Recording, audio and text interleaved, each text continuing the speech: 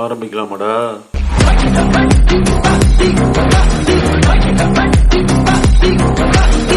முத்தக்கலை வித்தகர். இவர் தமிழ் திரைப்பட நடிகைகளுக்கு கொடுத்த முத்தத்தை அவரது மனைவிக்கு கொடுத்துருந்தாருன்னா அவங்க இவரை விட்டு பிரிஞ்சு போயே இருக்க மாட்டாங்க. உத்தம வில்லன். தமிழர்களுக்கு உண்மையிலேயே வில்லன். ஆள வந்தான், ஓட்டு போட்டா தமிழர்களை அழிக்க வந்தான். ஹே ராம். கமல் திரைப்படத்தில் நல்ல நடிகர். தமிழ்நாட்டு மக்கள்கிட்ட தான் ஒரு அரசியல்வாதின்னு சொல்லி நடிக்க ஆரம்பிச்சிருக்காரு. சரியான பர்ஃபார்மன்ஸ் இல்லை. அது இல்லாமல் கமல் ஒரு முழு நேர நடிகர், பார்ட் டைமாக அரசியல்வாதியாக இருக்கார். எலெக்ஷன் வரும்போது மட்டும் கலெக்ஷனுக்காக கிளம்பி வந்துடுவார். எலெக்ஷன் முடிஞ்சோடனையும் கட்சியை களைச்சுட்டு திரும்பி பிக் பாஸ்க்கு போயிடுவார். இல்லைன்னா விக்ரம் டூல் நடிக்க போயிடுவார்.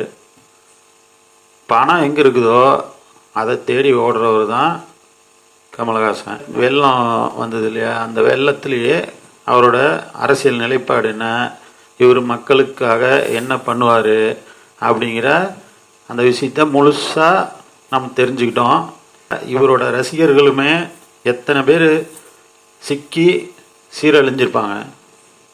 17 பேர் உயிரிழந்திருக்காங்க இந்த வடியாத வெள்ளம் விடியாத ஆட்சியில். மனசாட்சியே இல்லாமல் அரசு இதில் எல்லா பொறுப்பையும் ஏற்றுக்க முடியாது அப்படின்னு பொறுப்பு இல்லாமல் பேசுகிறாரு.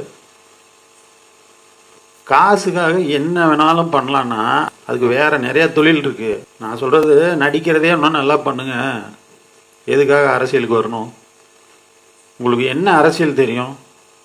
மக்களை நீங்கள் மக்களாக என்ன மதிக்கிறீங்க? இவ்வளோ கஷ்டத்தில் இருக்கிற மக்கள்கிட்ட ஒரு ஆறுதலாக பேசுறதுக்கு இல்லாமல் காங்கிரஸுக்கு சப்போர்ட்டாக இருக்கிற நீங்கள் திமுகவோட அலைன்ஸ் வைக்கணுங்கிறதுக்காக திமுக அரசை பாதுகாக்கிறீங்க. அப்போ மக்களை யார் பாதுகாக்கிறது? உங்கள் அரசியல் திமுகவை பாதுகாக்கிறதா? அதாவது அரசியல்வாதிக்கு கொஞ்சமாவது அடிப்படையான மனிதாபிமானம் வேணும். மக்களை நேசிக்க தெரியணும். அது உங்ககிட்ட சுத்தமாக இல்லை. நீங்களும் பணத்தை நேசிக்கிறவர் தான். தமிழர்களை சுட்டாலும் கேட்கறதுக்கு ஆள் இல்லை, அவன் வெள்ளத்தில் மிதந்தாலும் கேட்கறதுக்கு ஆள் இல்லை, காவிரியில் தண்ணி தள்ளினாலும் அவனுக்காக போராட ஆள் இல்லை. அந்த நிலைமைக்கு தமிழர்களை ஒரு அரசியல் அனாதைகளாக மாற்றி விட்டு போயிருக்காரு பெரியார். 70 வருஷமாக தமிழர்கள் அரசியலில் தெலுங்கர்களுக்கு அடிமையாக இருக்காங்க. பெரியார்னு ஒரு மனிதர் வந்ததுனால அவனுக்குன்னு இருக்கிற ஒரு துண்டு நிலத்தை கூட அவனால் ஆள முடியல.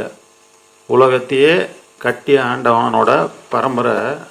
அவனை விஜயநகர சாம்ராஜ்யம் மாதிரி இன்னமும் தெலுங்கர்களே ஆண்டுகிட்டு இருக்காங்க. சினிமா கூத்தாடி அரசியல் கோமாளி கமலஹாசன் ஆண்டவர் அப்படின்னு அவங்களோட ரசிகர்கள் பீத்திக்குவாங்க. என்னத்தை ஆண்டார் இவர்? எந்த நாட்டை ஆண்டார்? இல்லை பெரிய கடவுளா? கமலஹாசன் சிந்தனை எல்லாம் நெகட்டிவ் தான். சுனாமி வருனாரு வந்தது, புயல் வருனாரு வந்தது அப்படிம்பாங்க. ஏதாவது நல்லதாக நினச்சிருக்காரா?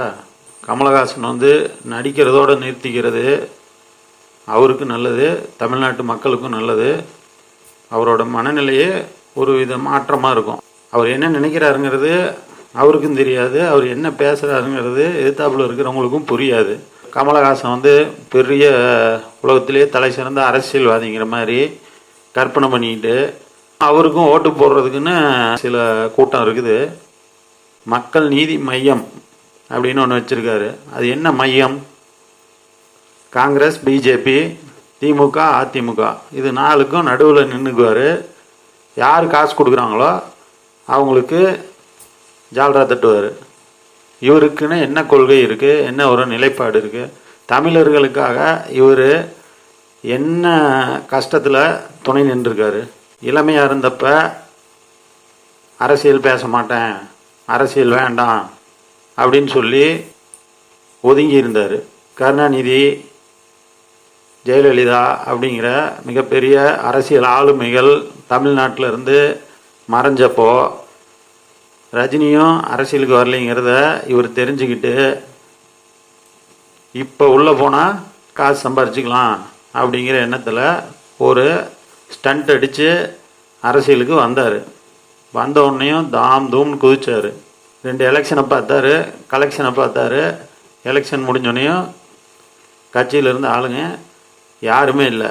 எடப்பாடி பழனிசாமி அவர்கள் சொன்ன மாதிரி பச்சோந்தி கூட கொஞ்சம் நேரம் எடுத்து நிறம் மாறும். கமலஹாசன் டக்கு டக்குன்னு நிறம் மாறுறாரு அப்படின்னாரு. கமலஹாசன் கட்சியில் கமலஹாசன் மட்டும்தான் இருக்காரு அப்படின்னு சொன்னார். எனக்கு என்னமோ அது உண்மைங்கிற மாதிரி தான் தோணுது. நம்மளை நம்புகிற மக்களுக்கு நாம் உண்மையாக இருக்கணும், இல்லை அப்படின்னா ஒதுங்கி இருக்கணும். உங்களால் மக்களுக்கு உண்மையாக இருக்க முடியாது.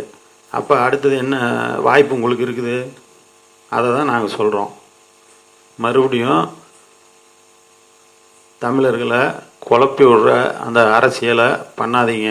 மக்களாக மதிக்க கற்றுக்கிட்டு அப்புறம் அரசியலுக்கு வாங்க.